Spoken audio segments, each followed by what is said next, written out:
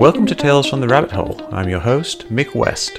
Today's guest is Mike Rothschild. Mike is a writer who is an expert on a variety of conspiracy theories.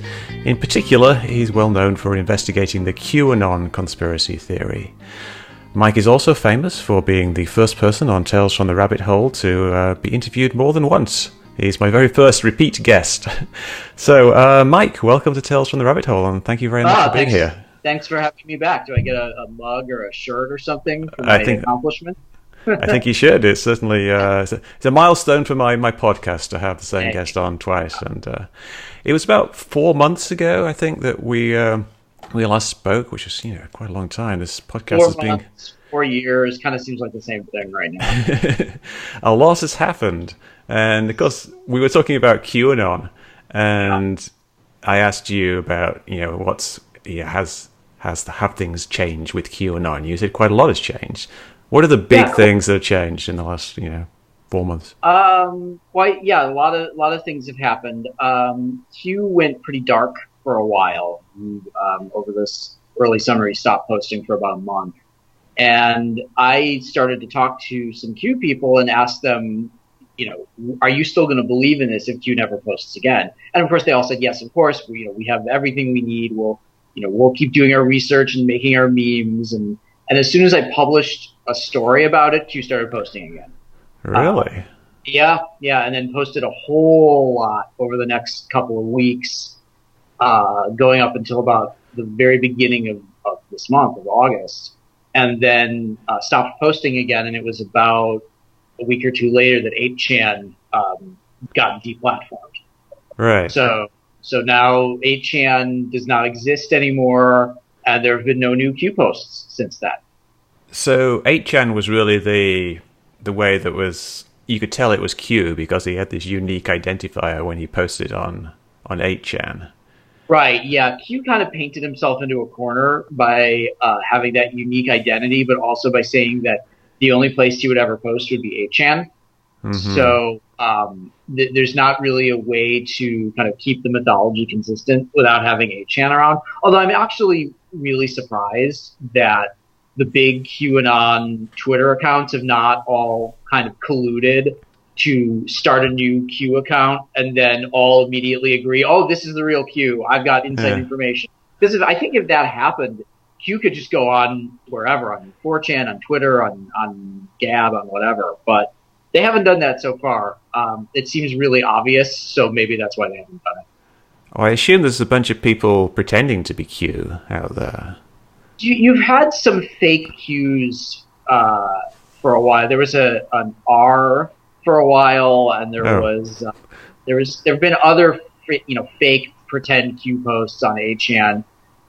They're all kind of obvious. They don't really seem like Q. And actually, some of the Q posts for a while really didn't seem like it was the same person. And then they kind of got their voice back. So I don't know if whoever it was handed the account off and then took it back or just got better at it. But yes, so right now there hasn't been a new Q post in about a month. Do you know what the last Q post was? Was it portentous or very... It really was just the same crap as all of the other ones. It was something about the big D-class, the declassification event would happen after Dan Coates, who was the director of national intelligence, left. And of course, that didn't happen. So, when we spoke last, the Mueller report had just come out. It had been out a couple of weeks, I think. And obviously there was lots of mulling around that, lots of talk around that. How did that kind of play out over the next 4 months? How did they rationalize what actually happened, which, nothing really happened with the Mueller report, compared to the predictions that Q had made before that? Well, it's interesting because Mueller is this really strange figure in Q land. He was a good guy, and he was a bad guy, and he was a good guy. And I think the way it all kind of got written off is the same way that everything gets written off, is that it was fake, it was all part of the game, it's all designed to distract the deep state and make them use up their ammo, all this sort of special pleading that you get into when these things happen, and most of the population goes, oh, there's a lot going on here, and maybe we need some impeachment hearings to really get to the bottom of this and really force these people to testify. And of course all the conspiracy theorists go, no, it's all part of the game, it's all fake, dossier was fake, the hearings are fake, all the reports fake, Mueller's crooked, and I mean it's all just seeing something and then looking at it the exact opposite way to make it fit your mythology. I suppose if you're saying everything is fake, do they have any criteria for knowing what is real? Like, how can they tell what Q says is real and everything else is fake? But then Q says something and it turns out to not come to pass. He predicts something and it doesn't happen. Right. Then it's like a different interpretation of what Q says. Right. And Q would often say disinformation is necessary. So it's basically we only listen to Q, but then Q will lie to us sometimes. I mean, it's sort of abusive in a way. It's got sort of the hallmarks of an abusive relationship. My partner is the only one who tells the truth, but then he's going to lie to me for my own good. I mean, there's a real sort of damaged psychology there. Yeah. I mean, it's like a cult leader. Totally. Where the cult leader is an absence. Normally, the leader is very present in a cult. He's in there with his acolytes, right. But here they give him the same deference, even though he's not actually there, and they don't even know who he is or anything at all about him. They don't know anything about him, and none of that deference is earned because he's never really been right about anything.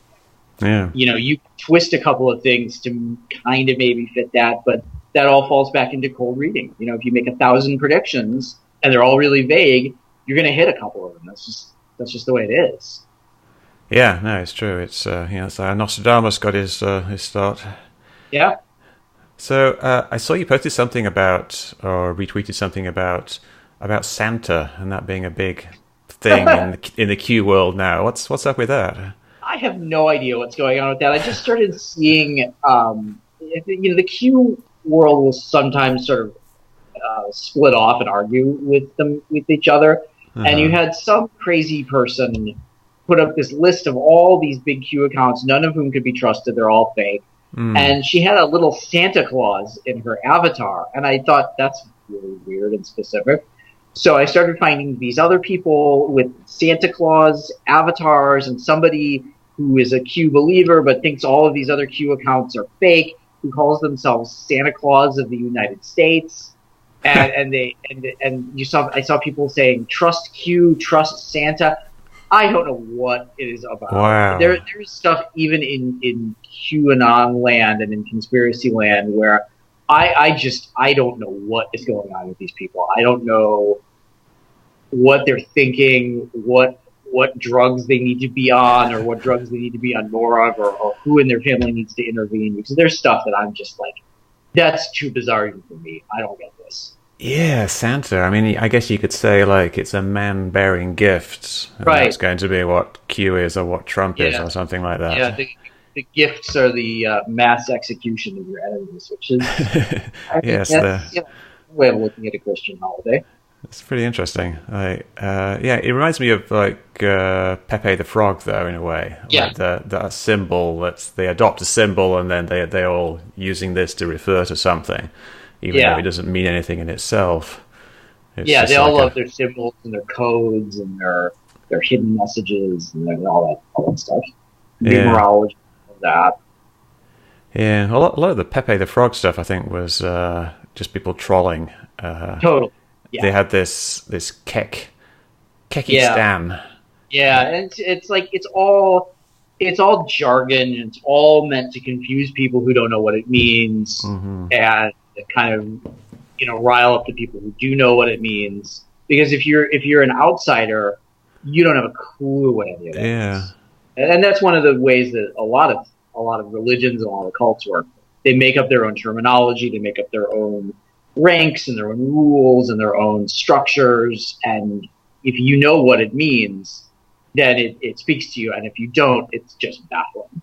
Yeah, and when you were saying that, it reminded me of another thing, which is the Storm Area 51 thing that's going on.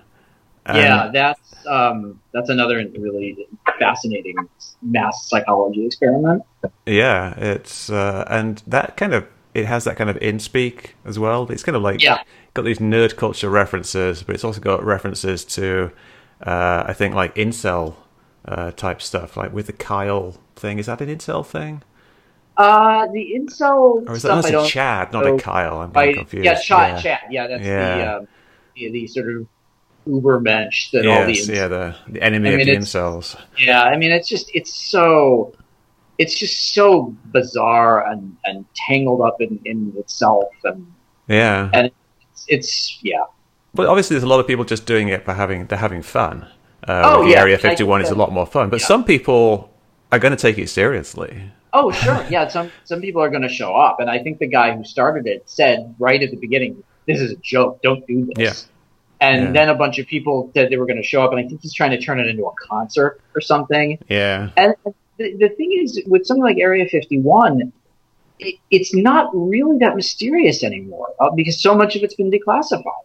And you've had employees at the test site who've been free to talk to tell their stories, and there've been a lot of documents have been released, and we kind of basically know what has happened. We don't really know what's happening there now because Yeah. it's still classified, but we know what all the cigar shaped UFO. We know that that was the U-2, and the triangle-shaped UFOs that people see, that was a stealth fighter. Mm-hmm.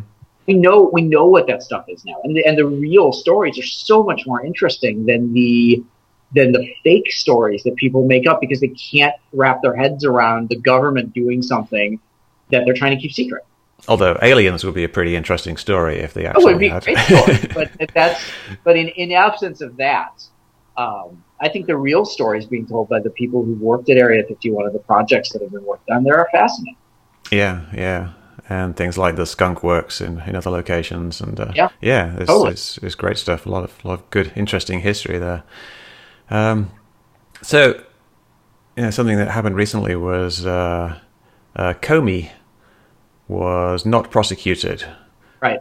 for releasing a memo, like he essentially leaked a memo to the press and via a friend, and the Justice Department investigated it, but they decided not to prosecute, even though they said he did wrong. Is this playing out at all in the Q community? Yeah, they're starting to. It all gets wrapped up into the mythology that there's this very, very slow moving purge going on.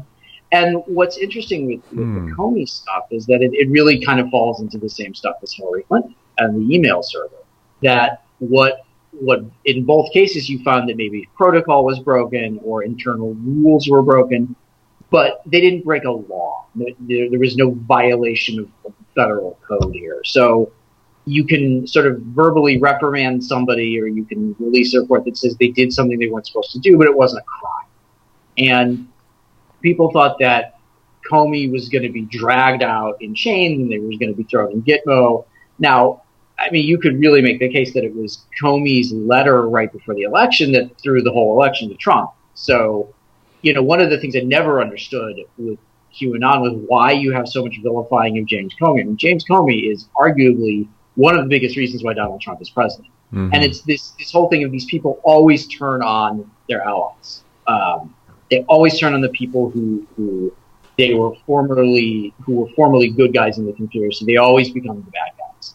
So with Comey, you're seeing a lot of they're letting him go on this because they really want to get him for the treason, or they let him go to fake out the deep state that they're going to eventually get him for the FISA abuses and the leaking to the cabal or whatever. There's always a reason why the big event gets kicked down the road a little bit.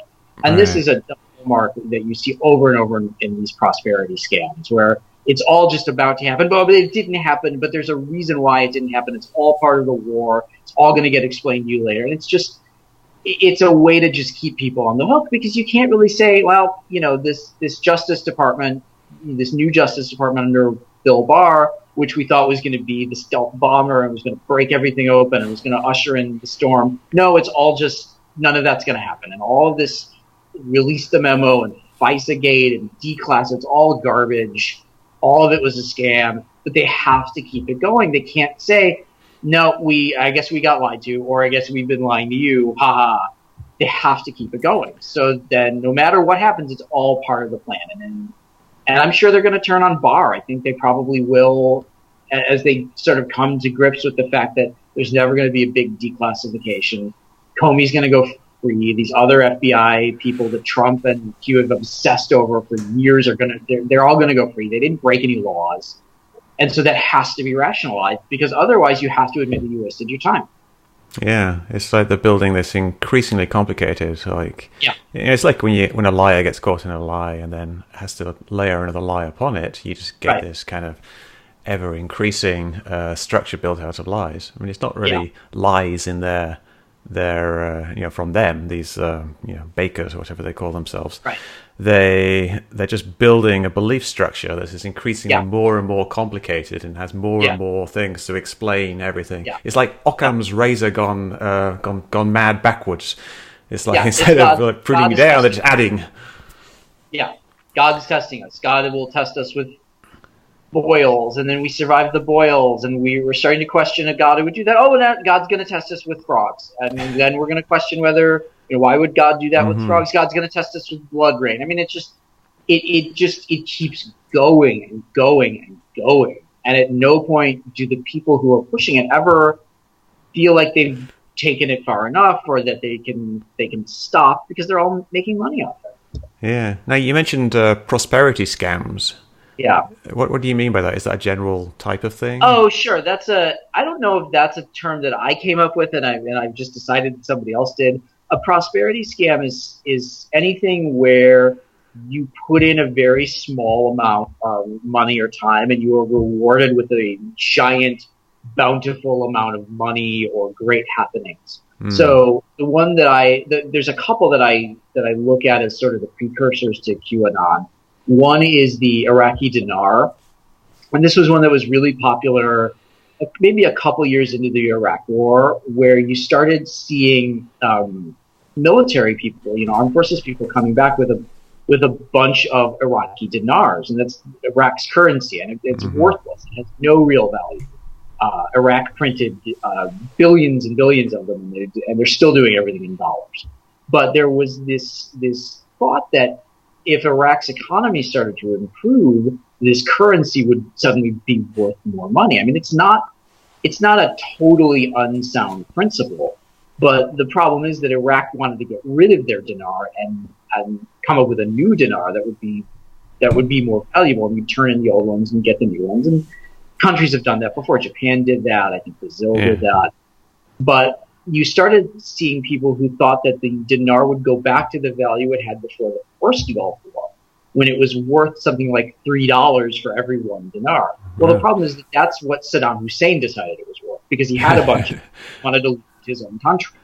When Saddam got kicked out, the dinar, or even before that, the dinar plummeted in value. It was worthless. So you had people who were buying millions of dinars who thought that they were going to be worth millions of dollars. And you had this notion of something called a revalue that would happen, that would be signed by President Bush or by the International Monetary Fund or by the UN, and it would be this document that suddenly all these billions of dinars would be worth billions of dollars. And if you owned millions of dinars, you would instantly be a millionaire. It's so ridiculous.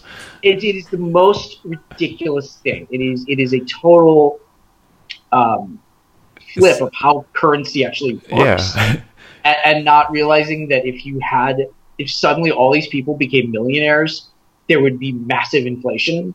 I mean, you see the dollar plummet in value. Like, why would President Bush sign a document that crashed the currency of his own country? I mean, it just doesn't make a lick of sense. It would be like giving away $1 trillion, really. Right, yeah. But people were falling for it. And they're still falling for it. You had this ecosystem of these currency companies that could sell dinars in the United States, but they couldn't be sold as an investment. They were sold as a collectible. And then you had this parallel ecosystem of these dinar gurus who were pumping out this endless flow of information about, Iraq signed document whatever that was going to release more oil and minerals, and the vice minister of trade in Idlib just signed this release. I mean, it was just this unbelievably complicated mythology, all setting up this massive revalue. And there was all of these documents written and books written about what you do when your dinars revalue. You'll get you'll get a special phone call and a secret 800 number, and you'll know to go to the secret bank, but you have to go into the secret entrance, and you bring your dinars with you, and you have to give them to this person, but not that person. I mean, it's just, people got so caught up with it. People were getting wiped out by it because you had these boomers who were coming back, whose kids were coming back from Iraq with a couple 100,000 dinars, and they're like, oh, I spent $20 on it. If they go up in value, that's great, and not, whatever. And they would go, oh, well, I want money, and I'll buy millions of them. And you've got these gurus telling you it's going to happen, and of course it never did, and it's never going to. And a lot of these currency companies have been closed by the FBI or the SEC. So it's just this whole mess. Now, does anything remain of it now? Yes, it is actually still going. There are still daily chats with dinar gurus. There are still newsletters going out. There's still it's gotten tied into QAnon. There were a bunch of Q people were buying up dinars. There's actually, I read a Bloomberg story just this week that there's these bearer bonds from the government for I guess like the government in China before the Communist Revolution. All right. Yeah, the Chiang Kai-shek government.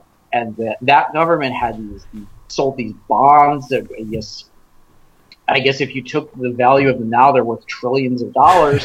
But the Chinese government has said, yeah, we're never paying these off. There's no obligation. You're never going to see a dime. And some of these people have been trying to lobby the Trump administration to get China to recognize these bonds. And these are bonds that were bought 100 years ago for really? pennies. And they think, well, the China's going to recognize these bonds, and then we're going to be able to turn them in, and we're going to be billionaires. I mean, and of course, there's one of the lead people behind it is a megachurch pastor. Oh. So you have this convergence of great godly wealth being delivered to the people who just held on long enough and believed the right things, and a lot of these scams go back to that. There's one that predated the Iraqi dinar called Nasara, which was really popular in the late 90s and then early into the 2000s, where you could spend just a couple of $100s to get these prosperity packets that would eventually be released to the people and make us all billionaires. And 9/11 was carried out by the dark forces to stop the prosperity packets from destroy the documents. I mean, it's like, come on. You can either get a job or start a business or invest in something and build your wealth, but you can't have trillions of dollars rain down from the sky. It's not going to happen. Yeah, when you started talking about this, I thought, oh well, this will be a good example to show to people, to show something that didn't work. Like you could show them this dinar scam and it never panned out. But like what you're saying is that it's still going. It never really ended, so you can't say that it didn't work. Yeah, there's always a new version. There's always a new thing. Well, that didn't work. The bad guys got to it, but now we've got this new thing. And if you go back before that, there's more. I mean, there's always somebody willing to create a mythology to. Yeah. I think Q is going to. I don't know. It's going to do the same type of thing, I guess. It's going to remain in some form for a long time to come. Yeah, I think that's where it's going. Is the idea of the Q posts as a scripture, and that somebody is going to take the kind of the more horrible elements of it, the sort of the child sacrifice and all the numerology and all the really baffling stuff, and get rid of that and just keep the core of a sort of an insider who's putting nuggets of information out for people to connect. That's going to continue. That's going to get turned into something else. I just don't know what. Well, it's such a lucrative business. Well, not like a lucrative business, but it's got so many fans. People can't help but get sucked into it. It's hugely popular. People have made a lot of money off it. Yeah, near where I live, there's a house on a fairly busy road, and outside of the house for a few years, they had a sign that said, look up research chemtrails. And about 6 months ago, they changed it to a big Q. Of course they did. With where we go when we go all written underneath it. It's like they...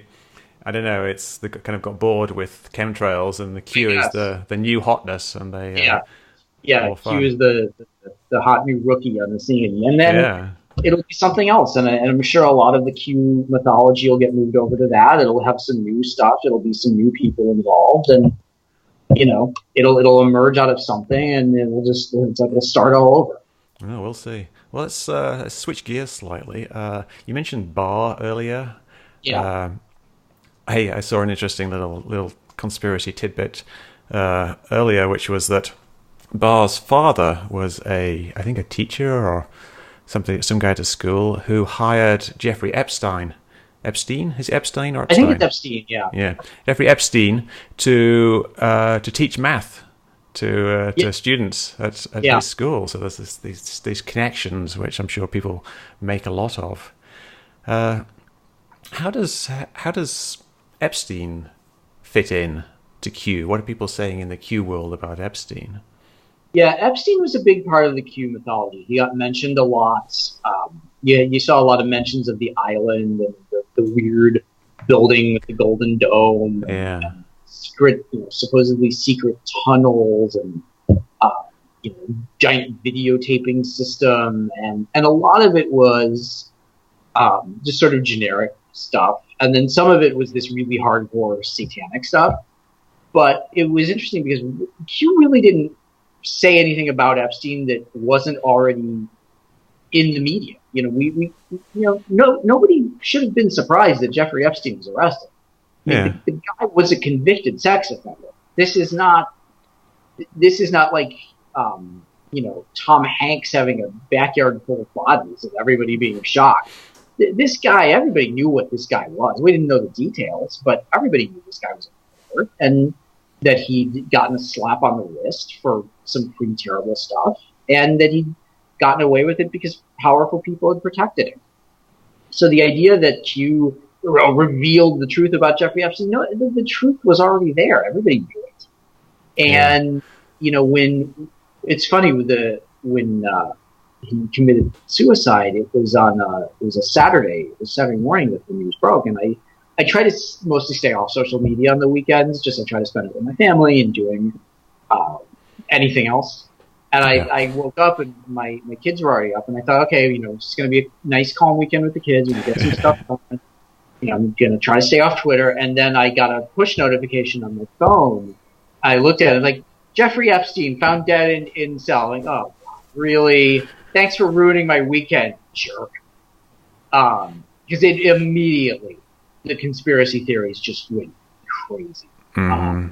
You saw, Michael Moore and Ann Coulter were both kind of saying the same thing.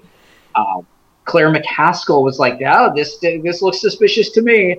And the thing is that people really were right to be suspicious about it. It's the idea of one of the most high-level prisoners in the country who should be on suicide watch and in solitary, with the cameras and staff on him 24/7, finding some way to take his own life. That is bizarre. That should not happen. There's got to be a bigger story behind that. So people are totally right to look at it and think that's fishy, that's weird, nice coincidence. Mm-hmm. That there's nothing out of the ordinary about that. Now, of course, the people who immediately started blaming the Clintons, and then other people started immediately blaming Donald Trump, and Q wasn't saying anything about it because by that point, I think 8chan was still around. Yeah, because somebody leaked some information about it. Oh, I guess that was on 4chan. Somebody leaked some information about photos, I think. Yeah, the photos got leaked, and then somebody was like, I'm an EMT, and we were called to Manhattan Correctional Center, and that was about a half hour before it broke. But then there's so much garbage on 4chan that you can never tell when somebody's telling the truth. You can't look at 4chan as some sort of like oracle of what's about. The vast majority far from it. Garbage. Yeah, exactly, far from it. So then people were immediately blaming it on the Clintons and on Donald Trump, and saying that somebody got to him and we paid somebody off. But then you had the other side of how did Donald Trump's Justice Department let this happen? If they had this key witness against the Clintons, they would have done everything to protect him, and that didn't make a lot of sense to the Q people. Like, how does, if Jeffrey Epstein's going to be the guy who brings it all down, and Donald Trump's going to be the guy who brings it all down, how did Donald Trump let Jeffrey Epstein die? That doesn't make any sense. Yeah. That makes Trump less than perfect, and Trump can't be less than perfect. So then you started having the body double conspiracy. The ears on the corpse don't look like Epstein's ears, and he's got this mark here that's not there, and the cute people started coming up with this totally bonkers alternative mythology that the Epstein who was in the leaked photo was fake or a body double or a clone, and that the real Epstein was put in hiding to make sure that he could testify against Clinton. And it starts to, you have to invent this, because otherwise Donald Trump and his, stealth bomber of an attorney general look like incompetent idiots. And you can't have that. You can't have the cult leader look bad. So you've got to make up something that makes the cult leader look like a genius. Yeah, so that they're essentially saying that Trump was protecting Epstein from the Clintons, because he knew that the Clintons would try to kill him. Yeah. So he had him pretend killed or pretend suicided, and then spirited him away, probably to a different private island where he can wait and testify. With JFK Jr. Yeah. Yeah. Once you've got that, of course, like you say, once you've already done that, once you've had JFK Jr. in hiding for 20 years, what's smuggling a dude out of prison? And you had some post on that 4chan post about the that did actually appear to leak some information. Added onto that they saw a van and a guy get smuggled out, and that got grafted onto the original post, and people thought they were from the same person, and one person on 4chan is telling the truth, but one person's lying. I mean, it's so hard to untangle if you're not versed in that world. And so everybody started just going with the conspiracy theory, because it made more sense than just like, nope, the prison was understaffed and somebody screwed up and they took him off suicide watch accidentally or whatever, and he found some way to take his own life. And of course, that's what I always figured right as soon as I heard it. I thought, here's a guy who is very wealthy, very powerful, who has lost all of his power, all of his status. He's a pedophile, meaning he's the lowest rung on the ladder in prison, and everyone's gunning for him. He knows he's going to be convicted. He knows this is the rest of his life, and he saw a way to end it, and probably also to deny his victims justice. And so he gets a final screw you to his victims, and he gets to forestall decades of misery and take his own life. I mean, that to me makes perfect sense and doesn't require a conspiracy. Now, there was a lot of people who screwed up. He shouldn't have been taken off suicide watch. The cameras around the cell should have been working. It appears that they weren't. But that doesn't, this is an old prison that doesn't have a lot of money and is totally overstretched. So, blame the failings of the Justice Department, blame the failings of the prison. But ultimately, you really don't have to make up a story. It sounds fishy. It sounds too weird to have actually happened. But a lot of times, things that are too weird to have actually happened are the things that happened. Yeah, like on 9/11. That's why people go with the conspiracy theories. It looks so incredible and amazing. They have to think of an incredible and amazing explanation. With Epstein's death, there was, I suppose, the simplest conspiracy would just be simply that they took him off suicide watch, like someone asked him to be taken off suicide watch. But I think they have very specific guidelines for doing that. Like if they haven't exhibited suicidal behavior for some fairly short period of time, I think it's like a week or something like that. I think it's 7 days, yeah. Yeah, they have to take him off. So I guess they probably will do some report on that at some point, but. You can see why it looks suspicious to people, because he tried to kill himself, he was on suicide watch, they took him off suicide watch, and he killed himself, and there was no cameras and everything. So, obviously there's all the ingredients there for a conspiracy theory. But there's also all the reasons there why he would kill himself. So it's kind of this conspiracy light, in a way, taking him off and hoping that he'll kill himself. You think if it was such a big deal, they would put more effort into it. Right, and I would imagine that he had tried to take his own life, and he didn't succeed, and so he was probably put on suicide watch. And I would imagine he still wanted to do it, so he knew he just had to wait it out and then, figure out a better way to do it. I mean, that's, if you want to take your own life, you're probably going to find a way to do it. Yeah. And that's there was just, that thing with it's just not for that. There was that thing with the hyoid bone, the little bone that you have. It's like a wishbone underneath your jaw. And people were saying that's, indicative of strangulation. But when you look at the scientific literature there, it's also indicative of people hanging themselves. Right. Especially with old people, because it becomes brittle with age. So, someone hangs themselves, it's right here underneath your chin. Yeah, you can easily imagine. There's no conspiracy necessary. Yeah. But, people are just going to focus on that one thing. Now, another thing that comes up a lot with Epstein is the Lolita Express, his plane, and the idea that he used it to ferry, well, obviously he did use it to ferry young women, girls, to his island. But also there's a connection there with Clinton, that people are saying that, Clinton was on the Lolita Express 26 times. Right.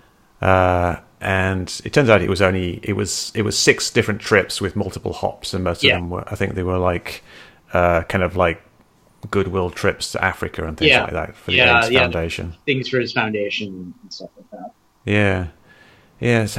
But, Clinton, obviously there's a lot of conspiracy theories swirling around him and his wife. Just a couple.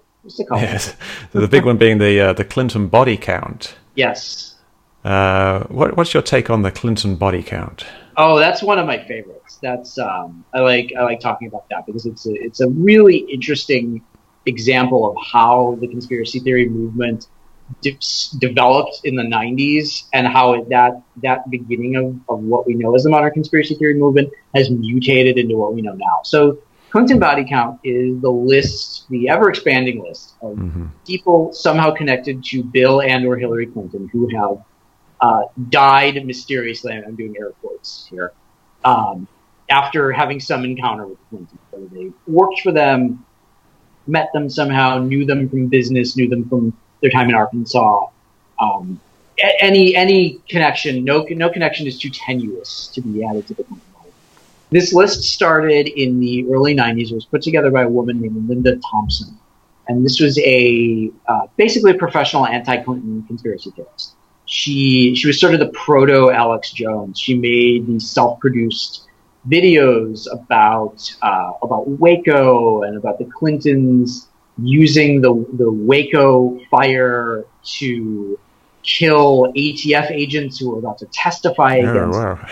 Yeah, and so she actually became really popular in the circle. She sold her tapes at gun shows and conspiracy conventions and the very nascent internet.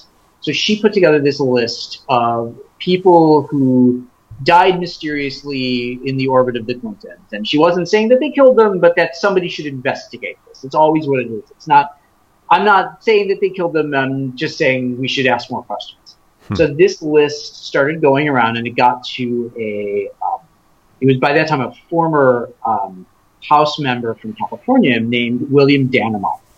William Dannemeyer was the prototypical far-right 80s congressman. Super anti-LGBTQ rights, super anti-immigration, that kind of stereotypical California Republican that doesn't really exist much anymore. There's a couple of them still, but you had a very, very hard right faction in California, and it basically got wiped out in the mid-90s after California passed this Proposition 187 that was going to try to strip basic rights away from immigrants, and that got totally wiped out. The last sort of big California Republican was Arnold Schwarzenegger, and people liked him because it was Arnold Schwarzenegger. So Dannemeyer wrote a letter to Congress and got it entered into the congressional record asking that this list be investigated. Nobody ever investigated it. But you had the popularity of the list in the conspiracy theory community and the sort of official stamp of it in Congress, and it took off from there. And it started getting passed around via email, via Usenet, via flyers, and it's just exploded into hundreds of names in the last 25 or 30 years. Yeah, it's And it's almost become like an accepted thing in Yeah. for a lot of people. I saw, I think it was on Vice News, Frank Luntz was doing a focus test, and he had some Republicans and he had some Democrats, and he was asking them, why don't you trust Hillary Clinton or something like that? And one woman said, well, she's killed hundreds of people. Yeah. And no one batted an eyelid, and they just kind of moved on and talked about other things. It was like, oh yeah, Hillary and all her murders. Yeah, but the right wing media really ran with it. You had Rush Limbaugh going on and on, but well, Vince Foster worked for the Clintons. He shot himself 3 times in the head. That's my Rush Limbaugh. And even just in the election, you had Donald Trump talking about Vince Foster. You had people talking about the Commerce Secretary Ron Brown, who died in a plane crash. His plane flew into a mountain, and it became these 2 drug dealers in Arkansas who saw this murder. They got killed by a train, and then everybody they knew got killed. And it's like the list just gets bigger and bigger and bigger to the point where names are still being put on it. I think Hillary Clinton's father's dentist died, and another Clinton murder. Must have known something. You must have known something. Some mayor of a small town somewhere fell out of a boat and drowned, and it came out that he'd had a crawfish dinner with Bill Clinton in 1996. Oh, got rid of him, and it's just like the list just gets bigger and bigger because the Clintons have known a lot of people. They worked in business. They worked in politics. They worked in philanthropy. She was First Lady of Arkansas and the U.S., and she was a senator and Secretary of State. And, she was a lawyer, and he is run a foundation. I mean, it's just like the Clintons know a lot of people.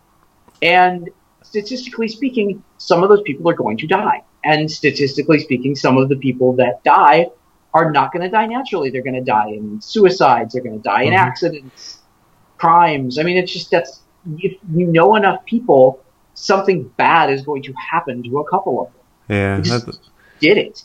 The problem with the body count thing, if you want to try to debunk it, is that all we have is this one list of the Clinton people who died, and what you really need to show people that it's nonsense is to have lists of the same lists but for someone else, like an Obama body count or a Trump body count or a H.W. Bush body count. Yeah, there are lists like that. They're not as popular as the Clinton body count, but there was a thing going around for a while that 9/11 witnesses were being silenced, and you had this whole long list of people who were, witnesses to one of the crashes or were knew somebody who died, and they're all being eliminated. And I remember the one that stood out to me was George W. Bush's brother's kid's babysitter was killed in a car accident. Wow. And she was added to the list of 9/11 witnesses who mysteriously died. And this is just like, really? You think the babysitter was part of the plot? Yeah, that's how far you're willing to take this? And yet Obama has this huge list of people who mysteriously died. The Hawaii health officer who authorized the release of the birth certificate. And, Trump tweeted about that one. Yeah, she died in a plane crash as well. In a plane crash, yeah. Ditched in the ocean and she drowned, I think, or had a heart attack. Yeah, something like that. It's something to do with the plane crash in the ocean. That was an interesting one. I saw a video of a guy was videoing it after they crashed, and people were analyzing the video, and they said they could see a guy in scuba gear swim up to them and inject her with something, and then swim off again. Right. And it was just some waves and nonsense. It was ridiculous. All of this is like, your plan is so super secret and so evil, and it's going to change the world, and you conspired to kill 3,000 people on 9/11. You conspired to put up a fake president in Barack Obama with a fake birth certificate. But at the same time, we uncovered it instantly with just 5 minutes of internet research. So all of it relies on these evil people being incredibly wedded to these complicated schemes, but also incredibly stupid to have not made the scheme foolproof to 10 minutes of internet research. Yeah, that reminds me of 9/11. Obviously, we have people who think it's obvious that it was a controlled demolition to them personally, right? And yet we have millions and millions of engineers and scientists around the world who just simply haven't noticed this yet because they haven't put in the effort, done the research. Right. Yeah, and we have no idea where the explosives came from, who bought them, who wired them, who gave the order, who, all of that stuff. Really, the Twin Towers just sat there full of explosives for 30 years. I know, that sounds. No one figured it out. People say it was common practice to wire buildings with explosives in case they needed to be demolished in a hurry, which is the most ridiculous thing ever. So all of America's cities are just full of buildings full of explosives. Apparently so. Okay. Sure. So, getting back to Epstein. So there was this thing. You're back with Epstein's original charge with Alex Acosta, who was the U.S. attorney. He was the U.S. attorney in Miami. Yeah, and he helped. Not helped, but he was involved in getting this plea deal with Epstein, where he just served 18 months for two. He was able to leave to go run his business, where he was getting more girls. Yeah. So he basically just had a place where he had to sleep at night or something like that. He had to crash in jail. Yeah. And Acosta became the Secretary of Labor. People obviously think there's some kind of, connection there. He's so connected. But then, stuff came out about Epstein, and then he resigned because of it. Yeah.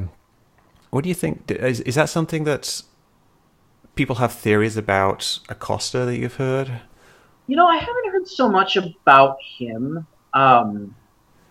Because part of it is that you sort of then have to pull Trump into it, and it's like, well, Trump gave Acosta a cabinet position as a reward for letting this pedophile off with a slap on the wrist. I mean, I think it's funny how that element of it.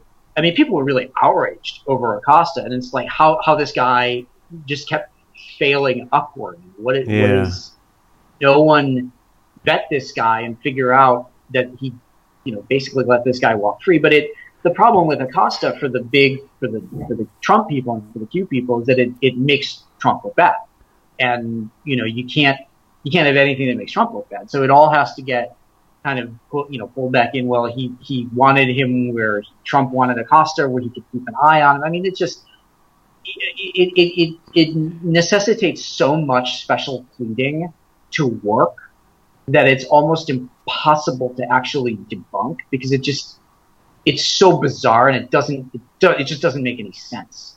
So what about this person?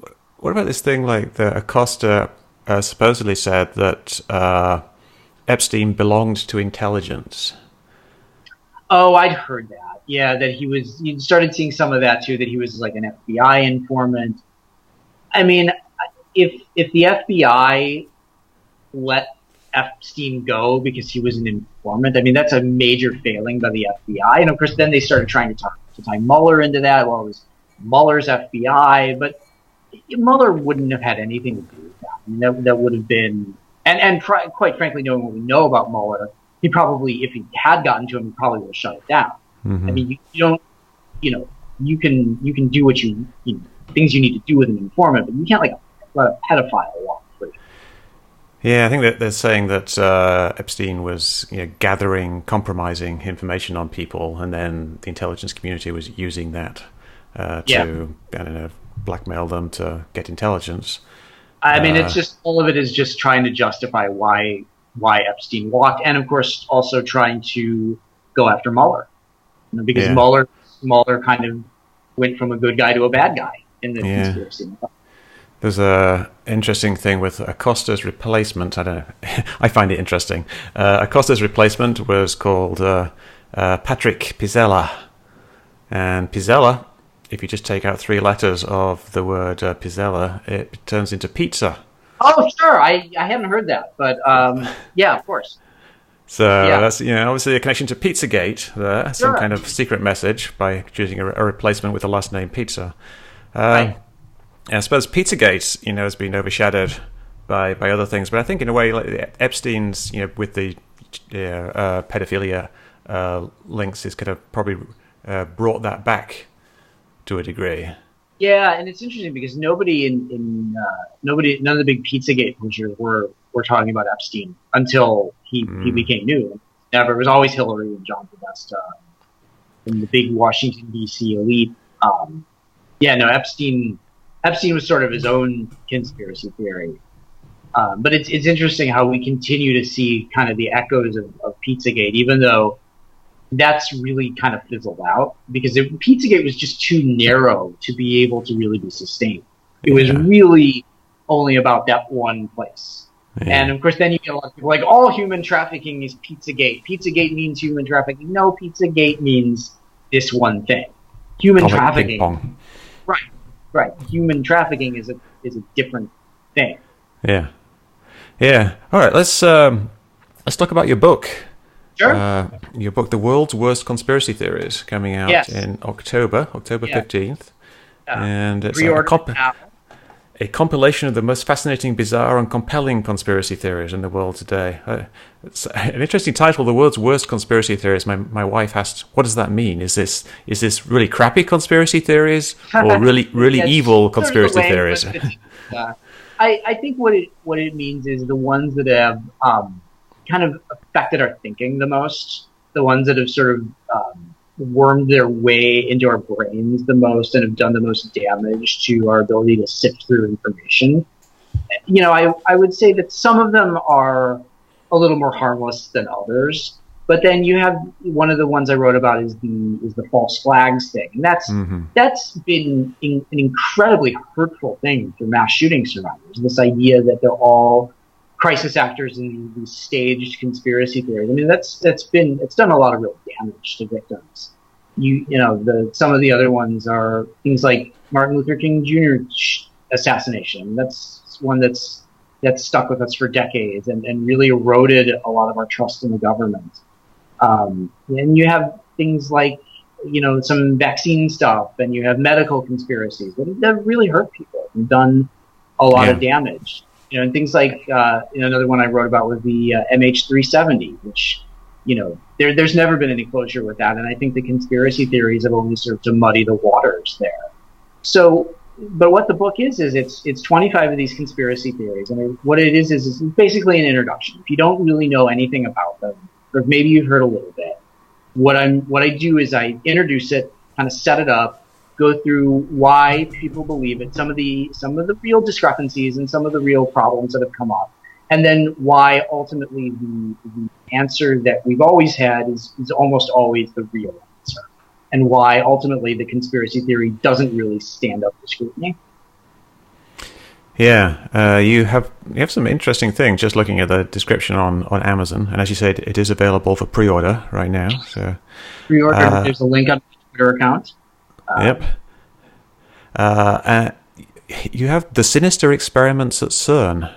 What was Yes. that about? So CERN is the International Atomic Research Organization, and they're the ones who have the Large Hadron Collider in the underground between Switzerland and France. And you've had all kinds of rumors that they were opening up a portal to hell, and that they were doing demonic sacrifices, and you know they were like bringing evil beings into the world. And you know this is one of those ones that the belief in it is fairly harmless. I mean, no one's going to CERN to shoot the place up.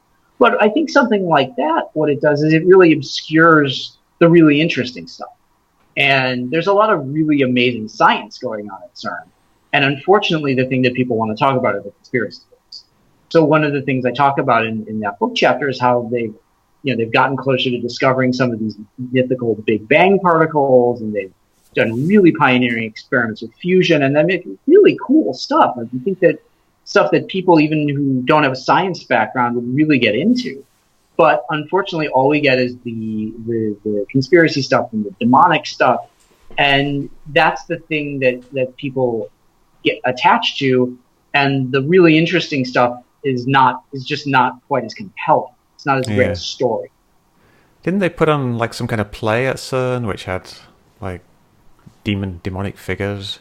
Yeah, and that went around YouTube, and the people at CERN Yeah. had to explain what it was, and it's just, you know, it's just sort of, it's just kind of wasting people's It's sad. It's sad that it's distracting because, like you say, the CERN is like really interesting, groundbreaking, real science.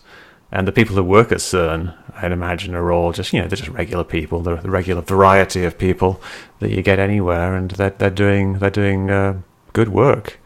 Yeah. Yeah. You talk about the emergence of the New World Order. This is always like a favorite one of mine. Do you?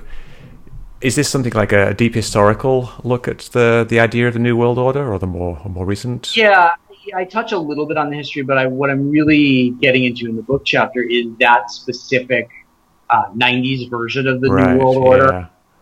The George H.W. Bush speech, then sort of the links with some of the anti-UN stuff and then some of the anti-government stuff in the early 90s, and how we've always kind of had a New World Order boogeyman, whether that's now it's the deep state, but before that it was New World Order, and then before that it was like the Trilateral Commission and the Council on Foreign Relations. There's always some big governmental engine that's conspiring against us, and we just give it different names.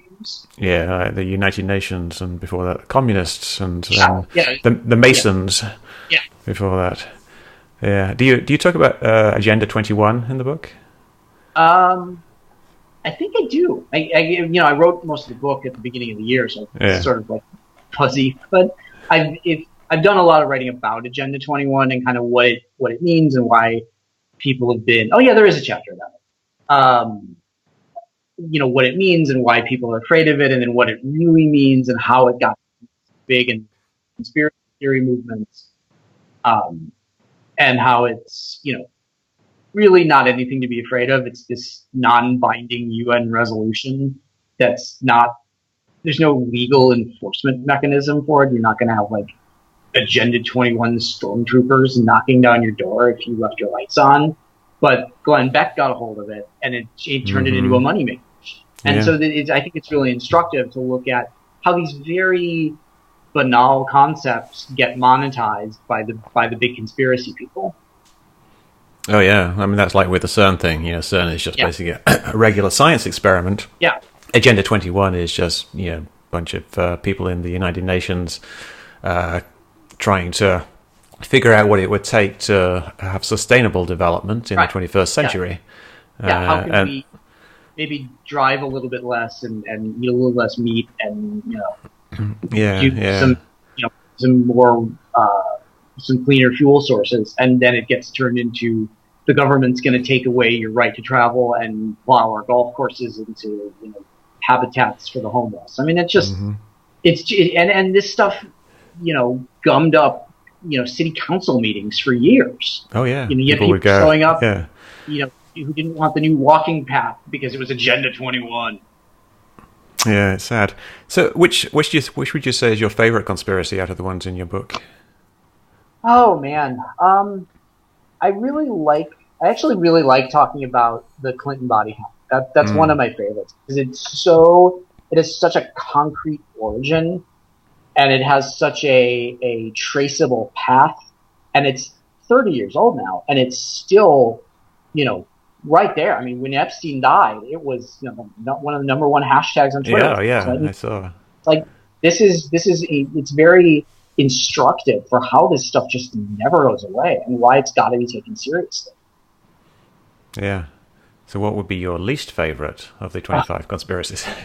I think just I did a chapter on sort of where the Trump and Russia thing was, and I think that's really interesting. I think it's interesting to look at that as sort of the difference between conspiracy and conspiracy theory.